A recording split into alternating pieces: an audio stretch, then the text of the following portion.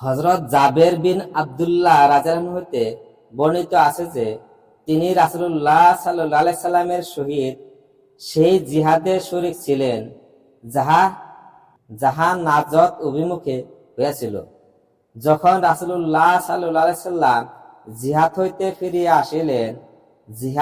ফিরিয়া আসিলেন তখন তিনিও তাহার সহিত ফিরিলেন। ফেরার পথে এই ঘটনা ঘটিল। সাহাবা রাদিয়াল্লাহু আনহু দুপুরের সময় বাবলা গাছে ভরা এক ময়দানে পৌঁছিলেন। রাসূলুল্লাহ সাল্লাল্লাহু আলাইহি সাল্লাম সেখানে বিশ্রাম লওয়ার জন্য থামিলেন। সাহাবায়ে কেরাম রাদিয়াল্লাহু আনহু গাছের ছায়ার তালাশে এদিক সেদিক ছড়াইয়া পড়লেন। রাসূলুল্লাহ সাল্লাল্লাহু আলাইহি সাল্লামও আরাম করিবার জন্য বাবলা গাছের নিচের জায়গা লইলেন এবং গাছের সহিত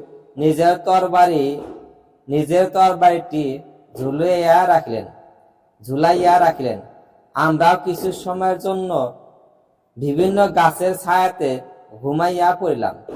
হঠাৎ আমরা শুনিতে পাইলাম যে রাসূলুল্লাহ সাল্লাল্লাহু আলাইহি সাল্লাম আমাদেরকে ডাকিতেছেন। যখন আমরা সেখানে পৌঁছিলাম তখন তাহার নিকট একজন গ্রাম্য কাফের উপস্থিত ছিল। রাসূলুল্লাহ সাল্লাল্লাহু আলাইহি সাল্লাম বলিলেন, আমি ঘুমাইতেছিলাম, এমন অবস্থায় সে আমার উপর আমারই তরবারি উত্তোলন করিয়াছে। জাগ্রত হইয়া দেখিলাম আমার খোলা তরবারিটি তাহার হাতে রহিয়াছে। সে আমাকে বলিল, তোমাকে আমার হাত হইতে কে বাঁচাইবে?